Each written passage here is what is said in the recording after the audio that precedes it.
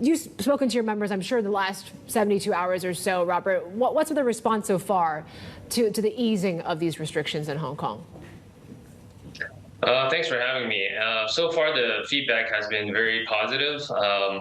Obviously, we've been, for the past 2.5 years or so, have been under pretty strict restrictions. But I think it is a positive sign to see the new term government gradually easing, moving from 3+4 to 0+3. And we're going to keep the pressure on, and we hope to see, subject to the actual situation and how the pandemic pans out, and as long as the medical facilities and capacity can handle it, we want to push for further opening up, because frankly, a lot of businesses, for families, it's a good sign. We want to resume back to normal as soon as possible, and for a lot of businesses, we need to see clients and evaluate deals, look at investments. So it's been generally positive, I think, so far.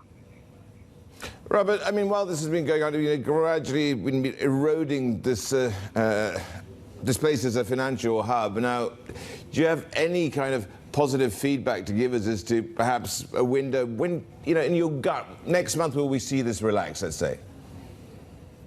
Well, I think that's if the trend continues as we're seeing right now, and the figures are maintained stable, I think there is reasonable amount of hope that it will continue to relax, continue to open up. I think it is also in the best interest of Hong Kong, as we're an international city. We want to connect with the world.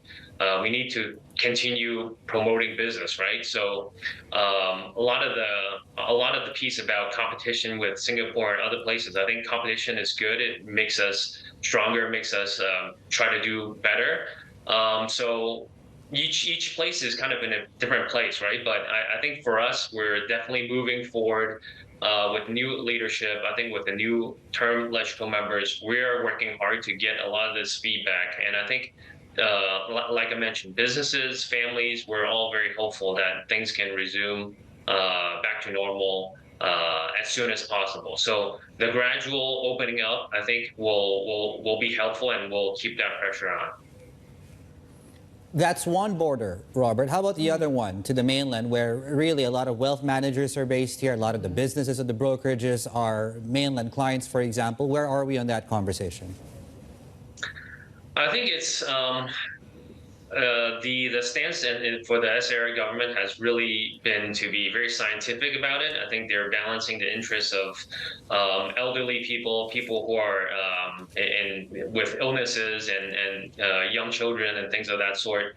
And at the same time, the gradual opening, and looking at the problem from different angles. So if we can open international first, of course, that's something that we'll work hard on achieving. In terms of the mainland, I think ideally, yes, we can have it resume back to normal 100%, right? But if we had to choose, I think it's helpful to work on the pieces that is possible to maneuver, and then and maybe on a restricted basis with mainland, to the extent that we can open up a little bit further, then we will work hard to try to open it up. But again, I think a lot of it does with the mainland situation. The population's bigger, and the medical facilities and the actual numbers may differ from place to place. So it is definitely our emphasis to try to open up as much as possible in all areas, but at the same time, we have to be realistic and see if we can open international first. Let's do that first, and then work on mainland afterwards. How much do you think Hong Kong is a test for mainland China on whether China reopens, Robert? Do you think there's a correlation in that way? Well, I think the strength of Hong Kong, right? Obviously, much has been said about whether it's capital or talent moving away, but I think that capital can come back as long as we continue to open up. The fundamental aspects of Hong Kong remain the same, right? Under one country, two systems, Hong Kong is still in a unique position. It has strategic advantages, and I think generally speaking, despite weak investment sentiment and geopolitical tensions, I think countries and regions, they want to grow, right? Businesses need to grow. And so Hong Kong will still be the place where a lot of investors who want to tap into the Chinese markets as it continues to reform and open up, it's still a good place to be a international financial center. So I think, Robert? Yeah.